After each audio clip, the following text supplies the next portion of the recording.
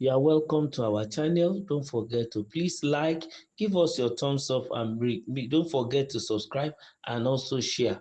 Saudi authorities apprehend Sheikh Gumi, deport him back to Nigeria. Kaduna-based Islamic cleric Sheikh Ahmad Gumi has been deported from Saudi Arabia and barred from performing the 2025 Hajj pilgrimage. Naija News reports that the renowned scholar confirmed the development in a post shared on his official Facebook page on Monday, May 26, 2025. According to Gumi, although he was granted a visa by the Saudi authorities, he was not allowed to proceed to Medina to commence his religious rites. Due to some reasons related to my views on world politics, the authorities in Saudi Arabia do not want me to be present at Hajj. Even though they have granted me a visa, he wrote, I am grateful to the authorities in Nigeria who have pledged to engage with the Saudi authorities on this matter. Findings indicate that Sheikh Gumi was part of a delegation of Islamic scholars sponsored by the National Hajj Commission of Nigeria (NAHCON) to Saudi Arabia for this year's pilgrimage. He arrived in Medina on Saturday night around 10:30 p.m. aboard a flight operated by Umza Air alongside other clerics. However, Saudi immigration officials reportedly stopped him from entering the country at the airport. Honestly, of course, what goes around comes around, and what men do, it will follow them. Of course, a Gumi is a known cleric in the north, but as far as Nigeria is concerned, he is known for his, negotiation with the Boko Haram terrorist group in Nigeria. Anytime those people kidnap maybe the Chibok girls or some school girls or people from a large number of people, he is the one in quote that serves as a middleman negotiating between the terrorists and the federal government, thereby using him to collect a lot of ransom from the federal government. Of course, you see all this kind of situation will continue to pile up, and then internationally people will begin to know and beginning to smell rats one way or the other. And we've known that we're in this country during the former administration and previous ones that some people will perpetrate evil by kidnapping people in Nigeria, going to secondary schools, kidnapping innocent students, killing innocent teachers, and also doing things that are not even good at all. And at the end of the day, they will now radio the Nigerian authority saying they want so and so ransom, or else they are going to kill the hostages in their custody. And a Gumi, who is a religious scholar with all that he had, and will come out to say he wants to negotiate on behalf of Nigeria.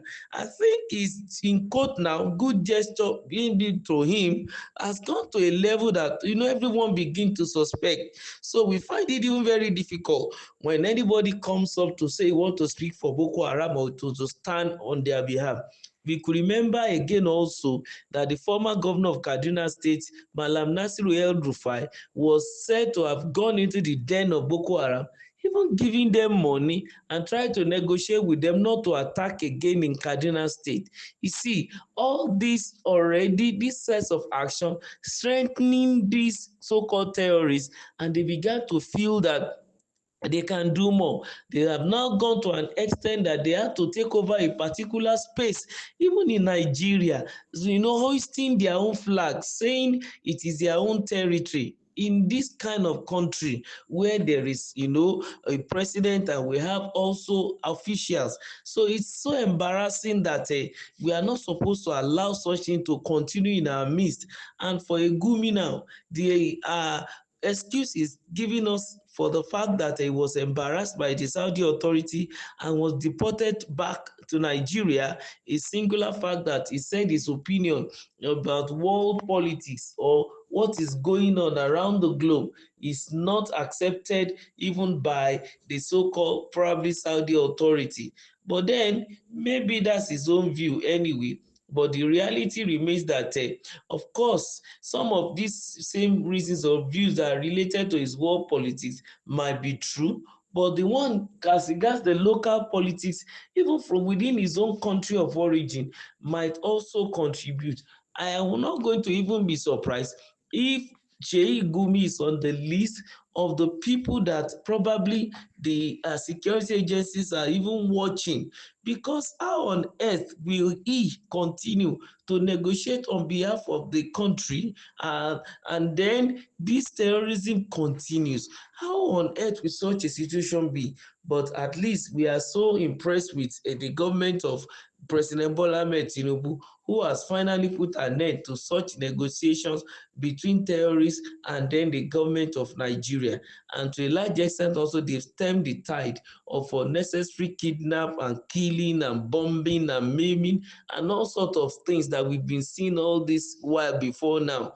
And all things being equal, no thanks to Gumi, at least for President Tinubu not to encourage such negotiation anymore, the likes of Gumi will be out of business. That's just the reality.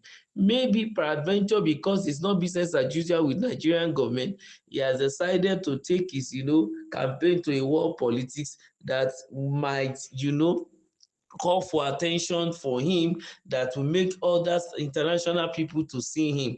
I don't know whether it's going to be the people who are for the people or who are against the people international that will see him, but I believe that whatever the stock in trade he might have, he should be very, very careful, because this is not the first time he has been going to the Hajj. I know Gumi, who happened to be a sheikh, will have been to Hajj more than only God knows. At least he will have been going there severally.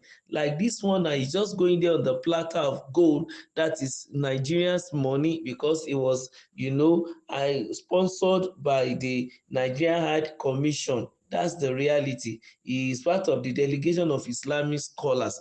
And then we should realize that probably he's been going there even not be based on his own money, but on this kind of opportunity. But be it as it may, one day, when any good that anybody does will surely return. And if it is bad too, of course, whatever you sow, you will surely reap. But a Gumi should not be taken for granted. The security operatives shouldn't stop their watch over him and his steps and those who are around him. Because recently now, these Boko Haram or the insurgents are trying to also take over a whole local government in Borno State now. And I want to believe that Nigerian army will not allow them, so that there will not be food again for the likes of Gumi again to start their stock in trade, to begin to say they want to come forward to negotiate for all these arsonists. We will be waiting to see what the reaction of the government will see as regards this. Just keep coming to our station for updates. Remember to give us your thumbs up, like, subscribe to our channel, and please share.